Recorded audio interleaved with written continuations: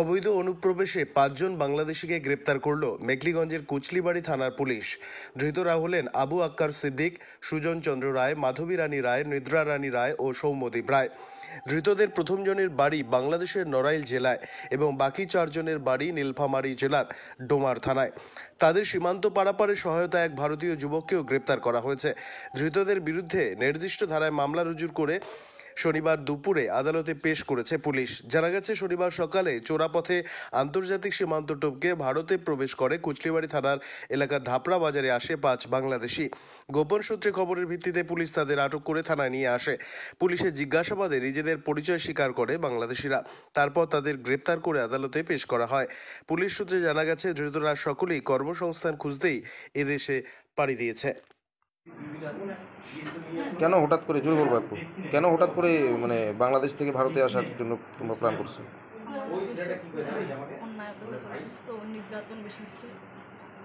বাড়ি ঘর আগুন লাগা হচ্ছে, বাড়ির পাশে নির্যাতন হচ্ছে, আগুন লাগাচ্ছে, আমাদের বাড়িও লাগেছে। বলতেছি যে ওইদিকে যে জমি জায়গাও বেশি কিছু ছিল না আমাদের। এখানে স্বামীর সঙ্গে এসেছিলে ঘর বাঁধার জন্য নাকি? হ্যাঁ।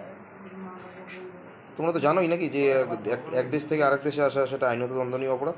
সেটা তো জানি, কিন্তু কি বলবো, দেশ তো শান্তি লাগছে, এই জন্য বাংলাদেশি যে যদি ওখানে কি অত্যাচার চলতো তোমাদের উপর?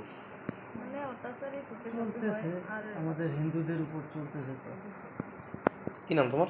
মাধবী। বাংলাদেশের কোথায় বাড়ি? ডোমার থানা। সুজন চন্দ্র রায়। হ্যাঁ, সুজন চন্দ্র রায়। ইন্ডিয়া কোথায় কোথায় আসতেছিলে তুমি? ইন্ডিয়া শিলিগুড়ি। আগে পরিচিত কেউ আছে এখানে? না, পরিচিত নাই। তাহলে কোথায় আসতেছিলে এখানে? পরিচিত বলতে একজন আছে, একটা পিসি ওই আগে সিটে ছিল, ছিটমহল থেকে এখানে সরকার নিয়ে আসছিল। আগে কি ইন্ডিয়া কোনো বড় এসেছিল তুমি? না, এই প্রথম। কার সঙ্গে যোগাযোগ করে এসেছিলে? যোগাযোগ তো হয়নি এইদিকে, এটা আমার বাবা জানে। না, আপনার বাবা যোগাযোগ করে দিয়েছিল? ওইদিকে যে ঘাটিয়ার ছিল তাদের সাথে যোগাযোগ আমার হয়নি। ঘাটিয়ার বলতে যারা পার করে? যারা পার করে আমাদের ওদের হাতে দিছিল। ওদের সাথে আসছি। কালকে রাতে? কালকে রাতে কোথায় ছিল তোমরা? কালকে রাতে তো সারা রাত হাঁটছি। কোথায়? এই ভুট্টা ক্ষেত, বাঁশঝাড়, চা পাতার বাগান, এগুলা দিয়ে।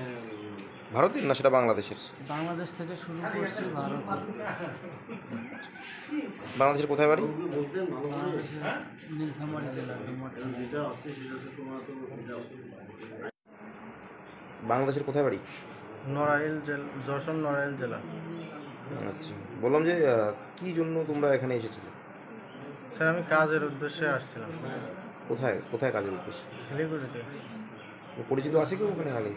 জি না স্যার, আমি রাজমিস্ত্রি কাজ করি, রাজমিস্ত্রি কাজের উদ্দেশ্যে গেছিলাম। আচ্ছা, এর আগে আসছিলে কোনো করে ইন্ডিয়া? স্যার, আমি আসছিলাম পাসপোর্ট ভিসায়, তো এসে চলে গেছিলাম। এখন তো ভিসা দিচ্ছে না, সেই জন্য আমি এই পথটা বেছে নিয়েছিলাম যে দেখি ওইখানে যে কোনো কাজ বাজ করে সেটা। কারা মানে কার সঙ্গে যোগাযোগ করেছিল? জি স্যার। ভারতে আসার জন্য কার সঙ্গে যোগাযোগ করেছিল? ওই যে বাংলাদেশে হয়েছিল। কি নাম বাংলাদেশ? বাংলাদেশের নাম তো জানি না, রিজাউল না কি যেন একটা নাম, সঠিক আমি শিওর জানি না, কিন্তু ওই যে দালাল চক্র, ওনার সাথে যোগাযোগ হয়েছে, ওনার নাম্বারের সাথে কথা হয়েছে, সেইভাবে ওনার মাধ্যমে। কত টাকার বিনিময়ে? আমি সঠিক একটা জানি না, তবু আনুমানিক 20-25 হাজার টাকা নিয়েছে। তোমার কাছ থেকে কত টাকা নিয়েছে তুমি জানো না?